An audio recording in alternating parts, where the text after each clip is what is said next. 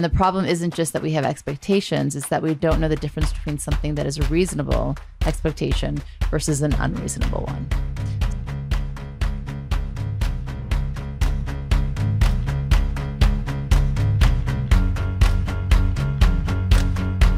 Hello and welcome to Spiritually Hungry. It's good to be back in New York for a little bit during the summer. I hope everybody's having an amazing summer. We've been traveling a lot this summer. It's going by way too quickly. And I already feel that energy is shifted between what July felt like versus August. Once August comes in, it's for us, kind of... But I think for most of the world... I didn't actually finish it. I know what you're going to say. Thinking, ew, I don't care if you knew. Nobody else knew. Okay, See how you just took ears. that? Exactly. Yeah. Wow. Maybe I would say something you have no idea what I would say. It surprised me. Wow. No, I don't feel like it. But what I was going to say is that it starts to pick up at that pace again. I feel like I'm running out of time and rushing and starting to think about fall and it's like, wait, we're at the beginning of August. Let's slow down. Hold your horses. Did you know that's what I was going to say? Yes. Liar. So what was so important that you wanted to interrupt me? No, but I think for most people, August is like the month they take off. I know a lot of people who maybe even work through July, but August, they try to take off as much as they can. We used to do that. It didn't work for us. We did? Yeah, we did that for not all of August, but we used to travel more at the end of summer and then we'd come back and it was like a rude awakening. So, but we are traveling again next week. Well, we're excited to see our friends in Los Angeles. Yes, but let's talk about today. So, welcome to Spiritually Hungry. Summer Snacks Edition. Yes.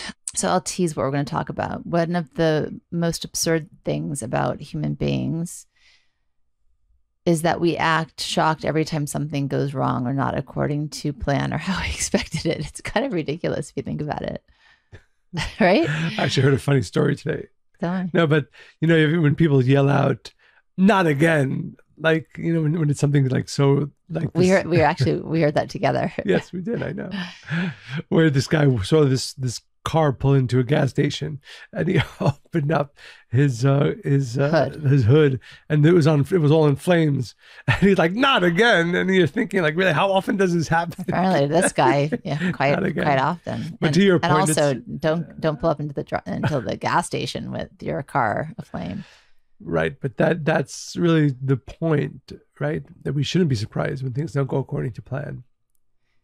Yes. So or perfectly according to plan. For instance, we stub a toe and it's like we feel that the universe is working against us. We miss a flight and we're stunned. Someone forgets our birthday and we feel shattered. And then there's bigger expectations that aren't met. And that is the topic of today, expectations. Great ones and small ones. And expectations by themselves aren't necessarily bad. Some are necessary. Some are sacred. But many and most are honestly problematic. And the problem isn't just that we have expectations, it's that we don't know the difference between something that is a reasonable expectation versus an unreasonable one. So that's what we're going to talk about, and we're going to start there. Can I ask a question? Yes. When I think about expectations, I always think about the 97.3, right? Because it's all also similar to 97.3%, the things that we allow to upset us, right? Out of 100% of things that we allow to upset us, really only 3%, really. I always think about health, family, anything else really. It should not really upset us. But we allow 97% of the things that upset us to upset us, even though we shouldn't. I think it's also true with expectations. It's probably 3% of our expectations that are well-placed. From your spouse, you should expect love, support most of the time, loyalty. For example. Loyalty, of course. Which was one of the ones. But to expect that from your second cousin, to be consistent in their loyalty to you, for example, is probably outside of the 3%. So I think what I hope to inspire our listeners, because by the way, this will make you happier. For sure. If you start decreasing the expectations you have. And it's also the more, I would say, spiritual way to go through life, because when expectations from others, and right, there's expectations from others and there's expectations from life. But for the most part, if you go through life with almost the thought of, I have no idea what's supposed to happen. I don't even have any idea what this person, my friend, my cousin, my coworker is going to do. But at the end of the day, it's all governed by the light of the Creator. It's for my benefit. So I don't really care what happens. And I think the point is that we all of us definitely go through life with too much expectations. And the problem is it just makes us unhappy when they're not met. So it reminds me of a few years ago when Abigail was a lot younger. We were at a zoo one day, and it was like, I don't know, for whatever reason, everybody was kind of on edge. Like even maybe it was hot. There was some kind of outside factor that was contributing to the difficulty of the day. We were having a great day, but I remember the energy around us. And at one point, the train stopped working. We had to walk really, really far after we'd walked for a very long time to get from the zoo back to the car. And there weren't enough trains running, and they were closing. It's just like there was a mad Bronx Zoo, rush. right? I think it was the Bronx Zoo. Yeah. And I remember noticing, you know how I'm super curious. So I started watching the different interactions between the parents and the children. Funnily enough, the parents who had children with a disability were a lot more patient than parents who had typical children. And I remember at one point, the parent turned to the child who was like 7 and said, "Stop acting like a child." And I remember thinking, wow, okay. And then later, Right, so she's expecting her child not to. right. And then later in the day, because I saw that, and then like a half hour later, as we're all trying to find this train, she starts to have a tantrum. It's like, "This isn't fair. There's not a train." I was like, well, I don't know who's acting like a child now, right?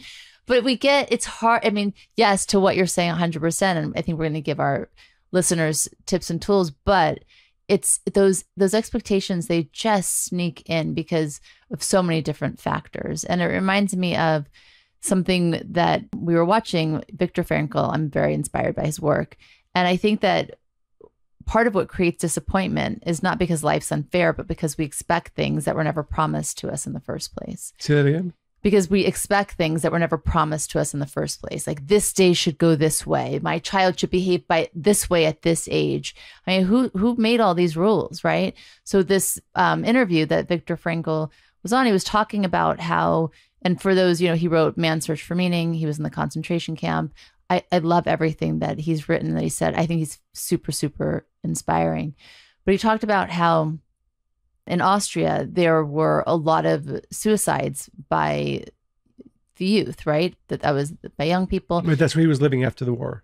Right. And a lot. And then he noticed that in the concentration camp, there were none, right? And people wanted to live, right? And he was talking about how hardship is actually necessary for people to go through, especially young people. It helps not only have appreciation, but this expectation of what life is supposed to give us, right? I often say the wrong question that we all have is, life is supposed to give me that. Instead, we should be asking the question, what am I meant to give life? And that really kind of changes the whole conversation. I think that's a very beautiful point, because the mistake that we make this mistake every once in a while as parents, which is we expect our kids' life to be easy. Yeah, we've had these conversations. We expect our life to be easy. And certainly, and we every once in a while when we see one of our children struggling with this, it could be small, it could be big. And we're like, and it bothers us. When in reality, it should be like, oh, this is what's going to make them actually become the humans they're supposed to be. The confusing part is, let's say they're riding a wave and they're at a high, right? And like, okay, like, okay, they're over that age, right? Or they've passed that kind of hardship, and now again, it's human nature, like smooth sailing. And then when the dip and the wave, and you're like, oh, well, where did this come from? I thought that it was going to be easy now for them. They were on the right track, or they kind of overcame that. But again, it's the wrong expectation to have about life, not only for our children, but in every regard. I'm going to go through a few different ways that we do that in different themes. So we did talk about child and parents. So that's the first one that I kind of want to talk about, this life sentence myth, as I call it. And I think often children at different ages and stages, hopefully it's outgrown. Very often it's not. The expectation is the parent should always put their needs first. Now, the kids' needs put first. the kids' needs first. And I understand how that even happens, because of course that's how they come into the world. We had a desire to have a child. We went to sometimes great efforts, sometimes not so great, but to bring a life in, right? And sometimes when a child or then adult is not happy with their life, they're like, well, you wanted me, you brought me here. And it's that kind of dialogue that you're supposed to provide for me forever. You're supposed to serve me. You're supposed to help me. You're supposed to nurture me. But the problem here is that change is the name of the game, right? We're all changing. Our children are getting older. The parent is getting older. And the expectations need to change, but also each soul has their own journey. So this relationship, by the way it's set up, is meant to forever evolve and change. The receiver, the child, is supposed to eventually become the giver. And then there's this exchange that happens. But I think that's one example where people really, really get stuck of, of course I'm hungry. Where's the dinner? It was always made. I need a ride. Drive me, or can I use your car? And then, it gets scary. I was speaking to somebody actually this week, and she was crying because her 22-year-old is moving from London to New York, and she's like in so much pain the whole day crying. And I said, I understand this. I really do. But let me tell you, let me posit this for you. It's actually good that you're feeling this way, because it means that the child is ready to launch, and it's hard for you because it's going to change probably how your day is spent, and you're going to have to look at what you need to arrange in your own life. But if your child is still in your home in 5 years from now, you're going to be feeling very differently about that, right? You're not going to be in pain. You're going to be in pain that they actually haven't left to some degree. And that kind of changes. So all of these expectations is really a matter of perspective. Yeah, I was thinking, because different parents give, even at different ages, give different things to their children. Some are big givers, some are small givers, some are non-givers, some are takers. True. And by nature. Right. And sometimes at different stages in their lives. Maybe a parent was very much a giver when you were a child, but now that you're in your 20s or 30s, expectations change, or even behavior change, life changes, something happens to them. And no, I know this isn't easy to live or maybe even to accept, but what if what your parents, or anybody you have here, we're talking about parents, are giving you is exactly the right thing? So it might not be your expectation. It might not be what you want if you're just thinking about your selfish needs and desires, which at times, of course, is not wrong to be thinking of. But what if there's a bigger plan for you? And what if you need your parent not to be giving you even something that objectively is the right thing for a parent to be giving their child at this point in life? But what if what they're giving you is exactly perfect for you? And I think that's the big shift, which is where the work is. By the way, if you really start living in this way, and maybe start small, you'll be happier, you'll have less frustration. But it's all about shifting expectation from what I think I want to what I know is best for me, or what I deserve, or what I'm entitled to. One of my favorite quotes is Mark Twain's quote: the two most important days of your life, the day you are born and the day you discover why, right?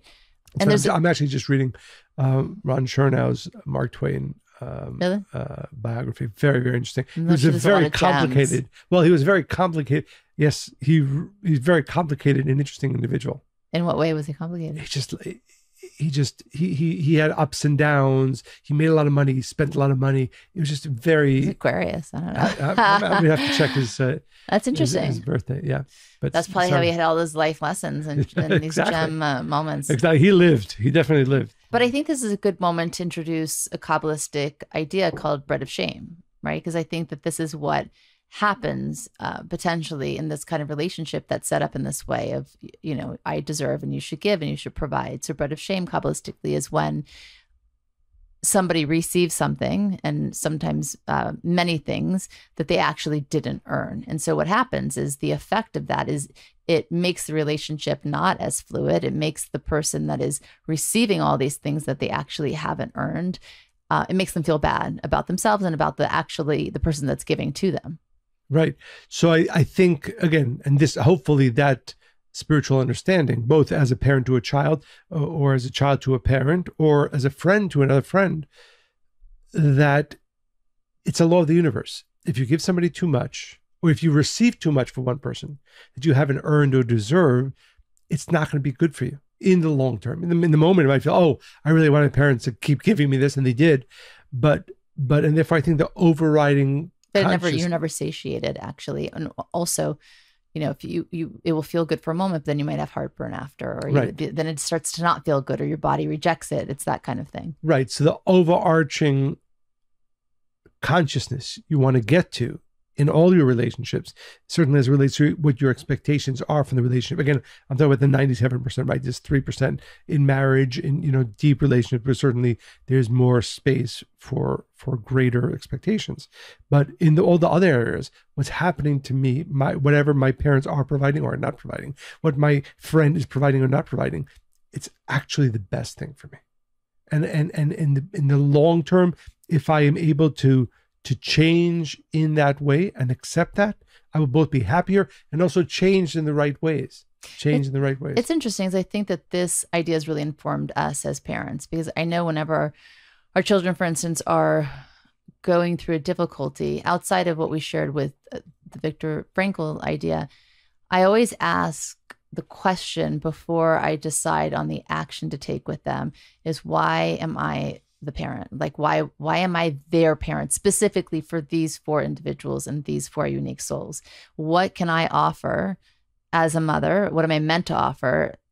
And that's why they came to me, right? And it always helps me. And it's different for each child, right? Because if you view it like that, say, okay, this child needs this, and I understand now why I'm meant to deliver that message or help navigate them. Right. It's interesting. And it's because if you're not thinking in that way, the automatic reaction of a parent, my kid has a problem, let me solve it. My kid has a lack, let me fulfill it.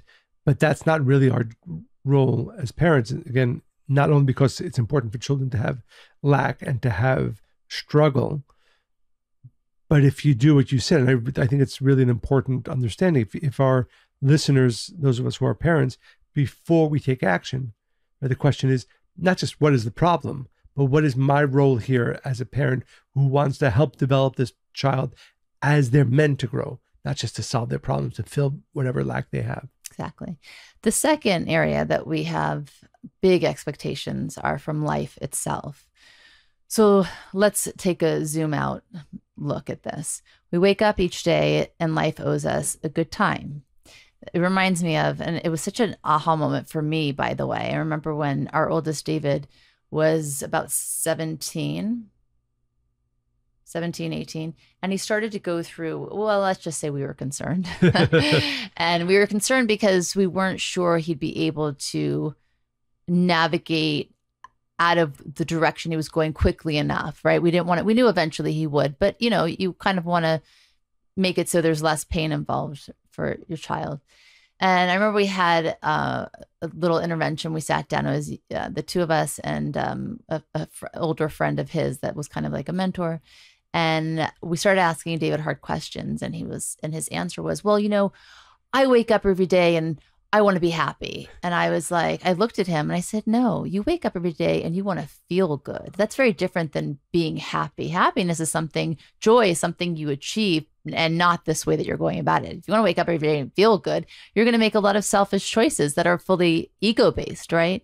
So again, the expectation of what life will give us, and that good time thing is tricky because that's not the purpose. We expect our coffee to be brewed, certainly at least to have coffee in the house, the emails to go out, the car to start, everyone around us behaves reasonably. We expect our bodies to work as they always have. We expect really everything to run exactly as we want it to, especially when we've gone to great lengths to set up our life in a specific way. This is the relationship. These are the children. This is my house. This is my neighborhood. We aim to make our lives very, very comfortable because we seek certainty. We don't like the unknown, and it's human nature. So I understand that. But this is where it's tricky because we all know better, right? Nothing really ever goes as planned. I always say the things in life that you are afraid will happen actually really usually never come true. It's things that you never thought would happen that kind of like sweep you off your feet and you're like, where did this come from, right? So I think when we expect ease, that's when we suffer more. When we expect growth, we move through hardships and not really go through the purpose that process, right? And that is ultimately the purpose. So by having these expectations, we shortchange ourselves from the experience we're meant to have. And the Zohar teaches, the main kabbalistic text, that spiritual value comes, if it comes without effort, then, I mean, nothing really valuable comes without effort. Everything requires this kind of, your mother always said this, right? To create a diamond, you have to put pressure on the coal, right? Charcoal, what is it? What did you say? Right. That coal becomes diamond by the pressure put upon it. That's what I said. Yes. So the question is not, why is this hard? The question is, what will I reveal through this? What am I meant to learn? What's the beautiful gift? And I often talk about Josh because I remember, of course, the way he came into the world, it wasn't the package I would have ever wanted. And I say that quite honestly and humbly and truthfully. But wow, I could have never learned anything after he was born to the extent that I had and have and continue to, if he didn't come exactly in that package that I couldn't see as light at first. Yeah, I think this is such an important point. And I'll go, if I can go a little bit deeper. Like you said, once you accept the truth that we came into this world to change, and that means that life is going to be changing all the time. So rather than having the expectation or the hope or even the desire, everything should stay exactly as it is, right? You know, it's a negative word, but we want everything to calcify, right? We want everything, like you said, my coffee at this time, my children in this way, my spouse in this way, my work. But the reality of life is that it's always change. And it's meant change. to. Maybe it doesn't come every second, maybe it's every week, maybe it's every month, maybe it's every year, maybe it's every decade. But here's a deeper thing. If you're living your life with the excitement for change, even though knowing sometimes it'll be comfortable, sometimes it won't, sometimes it'll make sense, sometimes it won't. But if that's the expectation, to be taught by life and changed by it, then first of all, it'll definitely be easier for you to go through those processes. Because, you know, like we always say on the podcast, change is going to happen. You don't have a choice. You don't have a choice. But if you're a person who's trying to live according to their expectations, then there'll be a lot of missed expectations and a lot of reasons to be upset and disappointed. I think of childbirth. One of our friends, remember I was pregnant, I don't remember which kid it was, and I was a little bit nervous, like, well, like my grandmother always said, the baby's going to come out. So we worry about process, right? How, when, is it according to my plan? I have a birth plan. I want it this way. I want it that way. Well, it might be, it might not be. The baby will come out though. Right. Right. Right. And now if we take that a step further, when our soul leaves our body, when a person leaves this physical world, that's a big change. And a person who's lived their lives trying to maintain life according to their expectations, just as they want it, they're so not ready for that big change. I was talking to somebody about this summer. I think one of the reasons I'm so excited to you're gonna need to unpack. I mean, I know what you're saying, but you talk about your friend or whatever you're going to say. But I think you need to unpack. You're like death, and you're like, oh, they're not ready, and I'm like, okay, you've just lost everyone. Well, no, I know what you're trying to say, yes. But I think you need to unpack it. A person who lives their lives with both the knowledge that what is happening to me is coming from the force of the light of the Creator and is for my benefit, even if it doesn't feel great all the time. And with that, an excitement about change and transformation. And that's the way they live their life. Again, first of all, as we go from one age to the next, from one decade to the next decade, we come with excitement and we come with happiness, with joy for that change. And there will be a lot of changes coming. But the ultimate change is when the soul leaves the body. And because the Zohar says that what happens is we live in a world, the soul goes to a world of truth. What does that mean? The world of truth is where the soul continues to grow and to change and to develop. And if you live your entire life with that consciousness, with that desire, I want to grow, I want to change, I want the light of the Creator to help me change in the different ways, and that's my singular expectation from life, then when the soul goes on to its next great level of change, jarring. It's not jarring at all. It's familiar. And that's why the true great souls actually enjoy that process. They actually at some points look forward to it. Oh, great. This is the next level of change. This is the next level. But if again, on the other hand, if you're holding on for dear life to your expectations and to things to be calcified as you want them, life gets much more difficult. Decades become more, as changes happen in life, they become more difficult. And also, and again, I didn't mean to go too deep in this, but also at that point when the soul leaves the body, it's even more difficult because, oh my God, this is real change. I'm not ready for change. I never wanted change. I fought change my entire life. And it's the biggest change of Conversely, the good news is, if we are able to inspire our listeners to really go through life, not with our current expectations, but a real desire to be changed. And therefore our singular expectation in life is, I'm so excited to see what happens next and how it changes me. It makes every day happier, reduces the expectations we shouldn't have much less, and ultimately your soul is also ready for the biggest change that it'll probably go through. Yeah, that was deep. Yes. I hope we didn't lose most of our listeners. So on that happy note, it is a happy note. It is a happy note. We're going to leave off here, and then next week we're going to give you a few more of the great expectations we have from people, life, things, etc. And we'll be unpacking these over the next few episodes. Yes, and we hope that we've inspired you, and that I didn't scare you, but rather that we have inspired you to reduce the expectations that don't serve you. And to really live a life where you're excited about what comes next, regardless of what it is. And that's why, honestly, embracing change daily is so important. I mean, we talk about this a lot, but that's why I had called myself a change junkie, because it was the only thing that brought me happiness was non-attachment to outcome. And that's really a practice. That's really a spiritual practice. It's like a workout. It's like building a muscle. And so for sure, I have my plan every day. You know how I am. I'm being a Virgo, but I start every day like, this is how it is. And throughout the day, I'm like, well, maybe I should change it around. The day's not flowing this way. Maybe I should move this, that. I'm always editing and changing throughout the day, many times a day, so that when small things go as not planned, great. Big things, I'm also able to embrace that. So I would say that would be my tip to our listeners in terms of starting to really live this way. Absolutely. So we hope you enjoyed this podcast.